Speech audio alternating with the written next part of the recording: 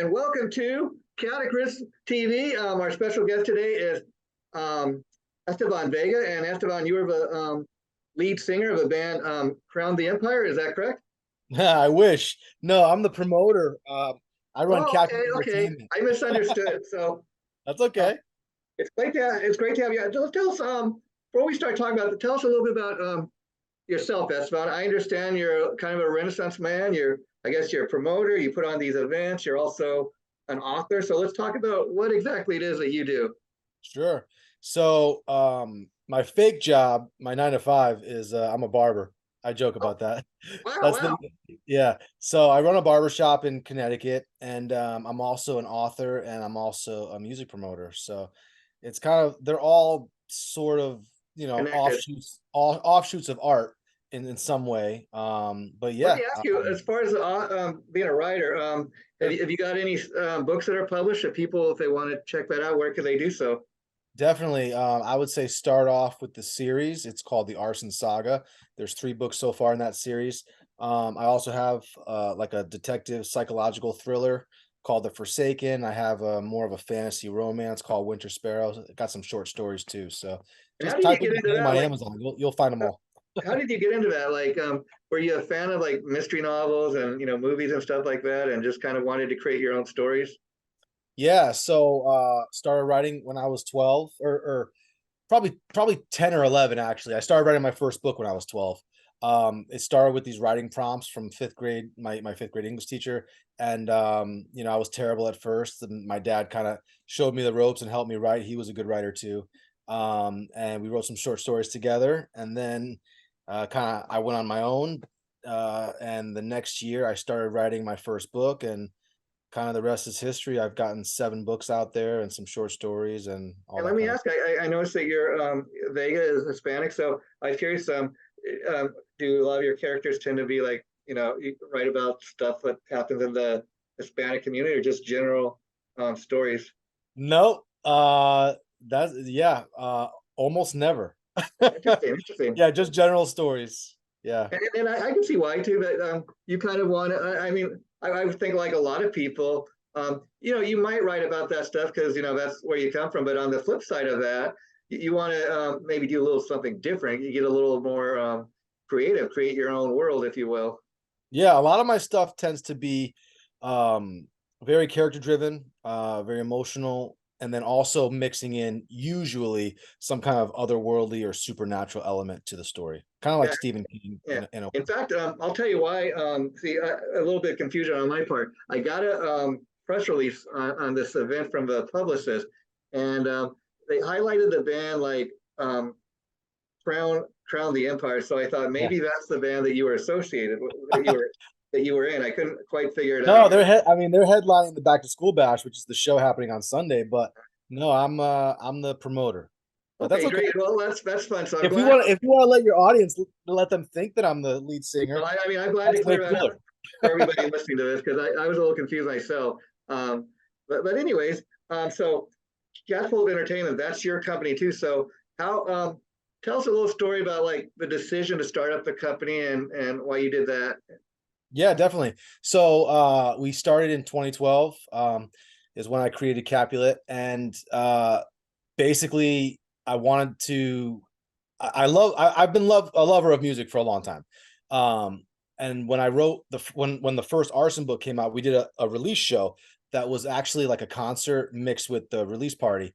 And it was a big rock concert. Well, a small rock concert, but big in my mind. Okay. And there was a kid who had heard about it.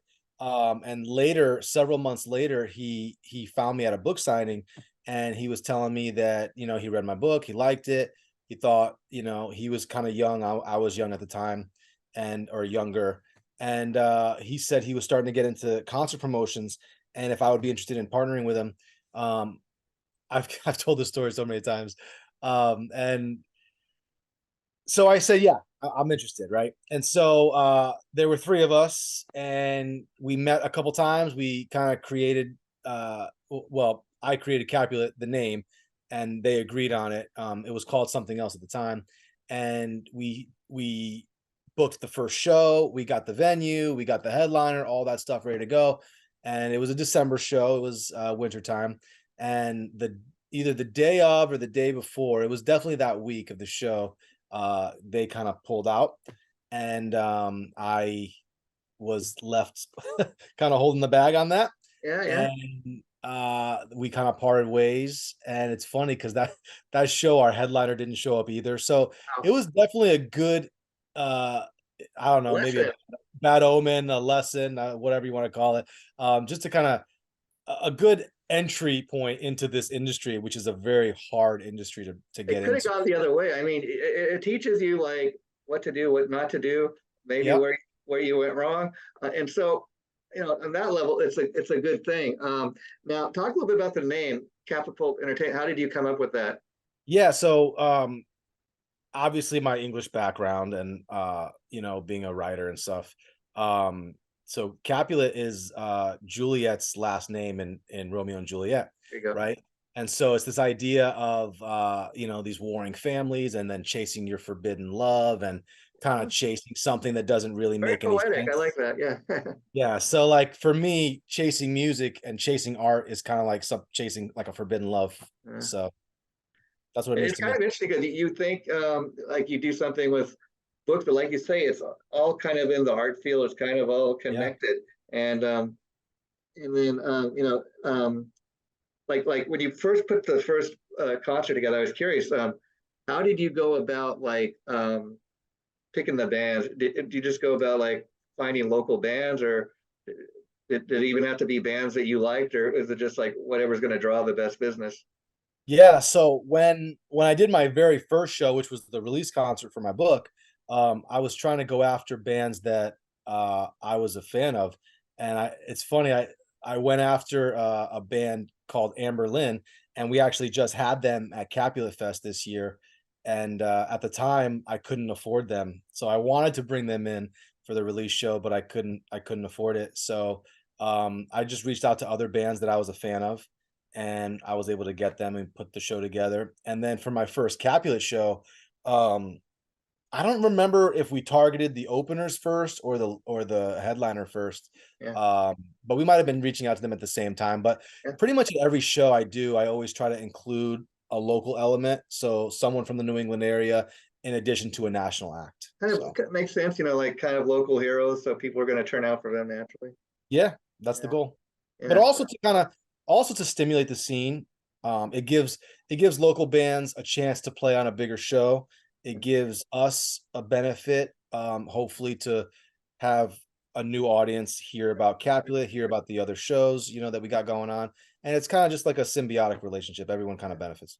I mean, that's what I enjoy about getting a chance to talk to guys like you. Typically, I'm interviewing bands and from hard rock to the metal field. But what's cool about getting a chance to talk to somebody like every so often, like I have a show called This Is Metal. We had this Hmm. guy that he's a rock photographer, taking a lot of great worked with a lot of the great legendary bands. He's taken photos of everything, and so you're getting a different kind of perspective and just talking to nothing but musicians, because the music industry has got many different it's got many different people it takes to pull off a successful show, as you know. Yes, sir. Yeah, You are correct. yeah, and so you were just talking about the first show you put together where you had these people. One of the bands pulls out, one of your partners kind of pulls out, Yep. and you're left kind of with the bag hanging, and that could be a double-edged thorn in that if it's a great success, then the other Mm, guys that kind of backed out, they don't get any of the reaping any of the rewards you do. But mhm, on the flip mhm. side, if it would have been a bomb, it all falls on you, unfortunately. Correct. And unfortunately, in this industry, it's usually the latter that Yeah. happens more frequently than the former. But I'm hoping that eventually it's one of those things you gotta just keep Yeah. moving forward, and we are. Well, We're let's starting to talk make some about the strides. September 10th event. It's called Back to School Bash. Sure. Yeah, so let's talk about that. How you again how you came up with the idea, the concept, and how you got some of these bands involved.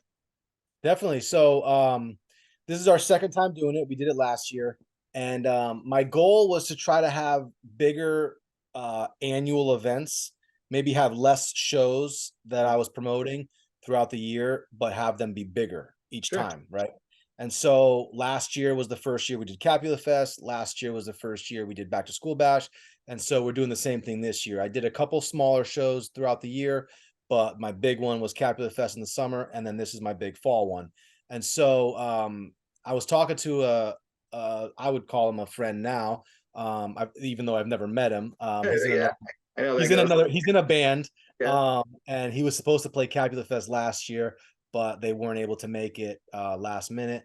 And so we were talking about the back to school bash, or well, what would become the back to school bash, and I was throwing out possible names of what it could be, and I think he came up with the name Back to School Bash, and so that's kind of where that came And from. do you love it? Sometimes it's so simple, but yet, I have a friend that he's a singer in a tribute band, and he does all the advertising for the band. He creates the flyers, and he tells me people don't realize even just like what you're going to call the show, or because sometimes you find out there's going to be another concert that night, and it has a similar name. So should we use the name we were going to originally use, or should we come up with Yep. something more original sounding? There's a lot that goes into putting on a concert, and just Yep. even when it comes down to just how you're going to design the flyer, Mhm. and all that. People don't realize all that.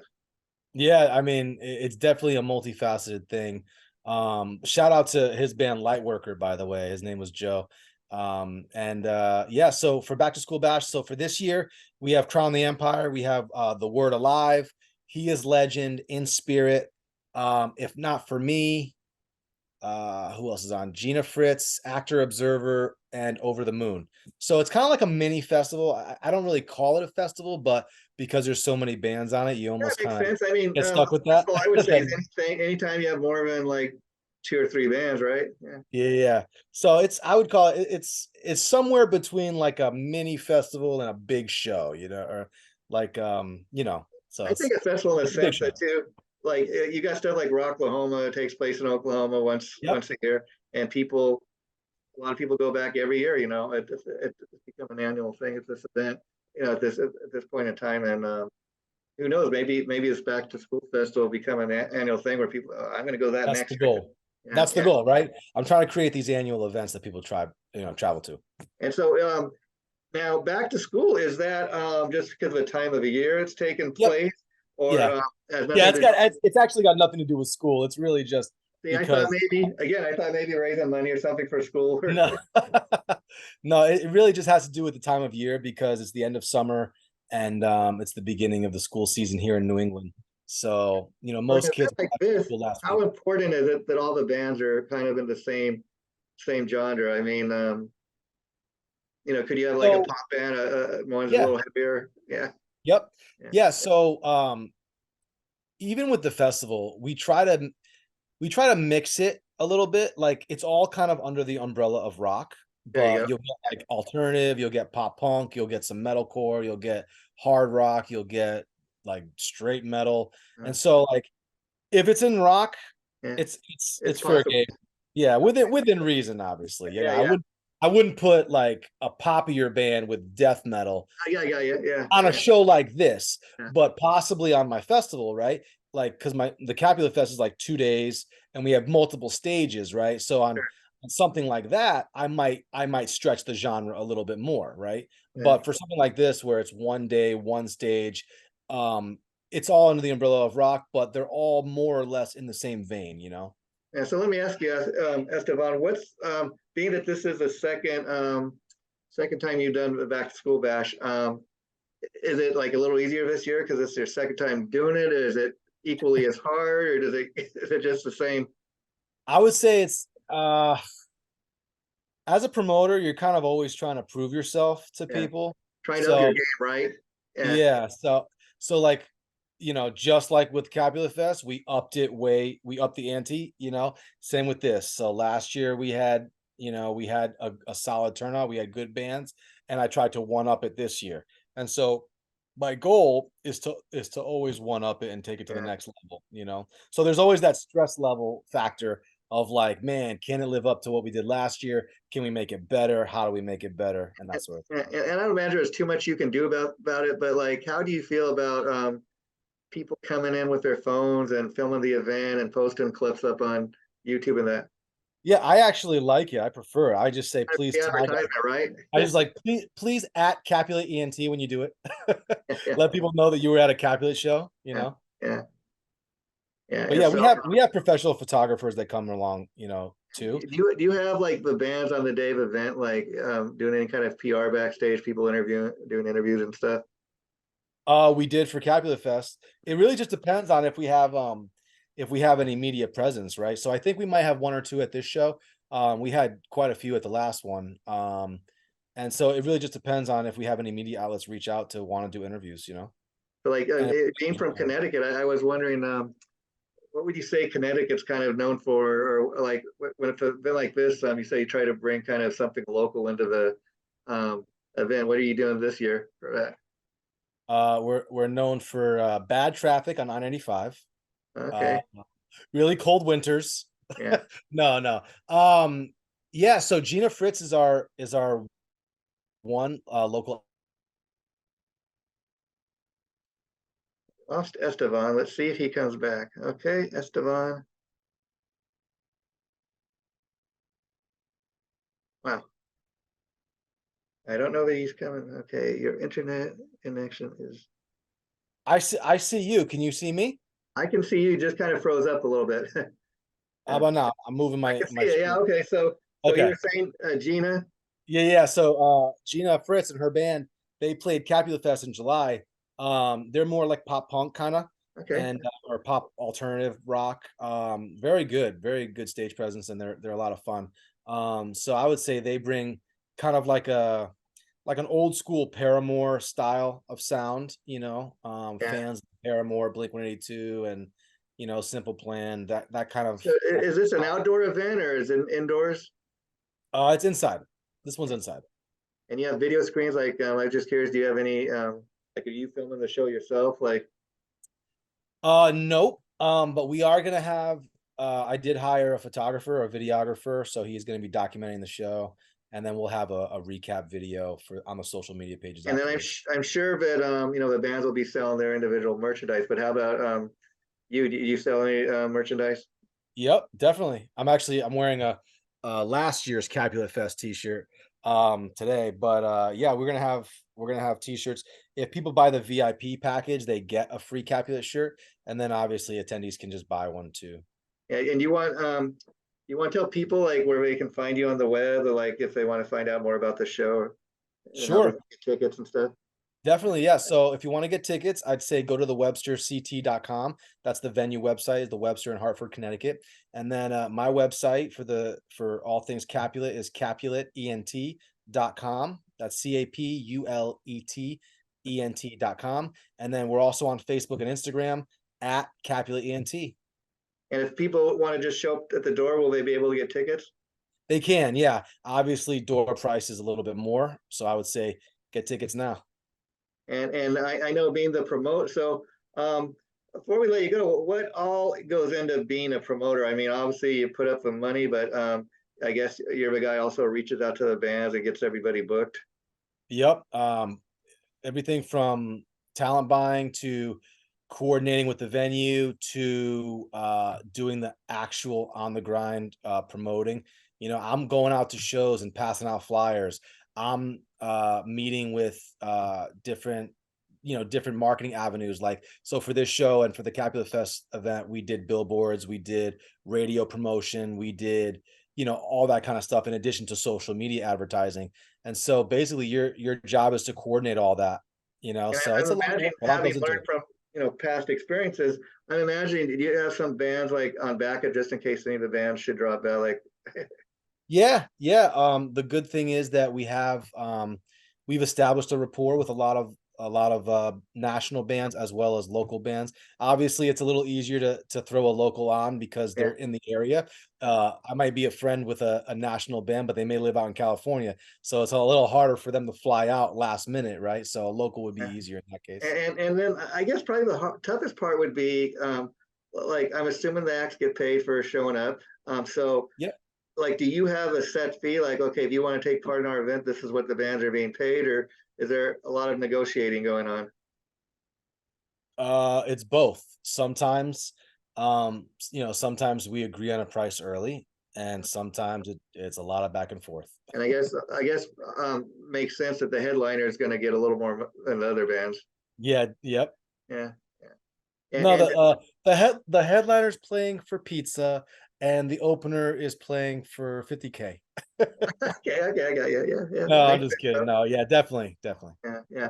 And you have any rules like at any of the big shows you typically go to where maybe you know the headliner gets more rehearsal time or anything, or do they all get like equal?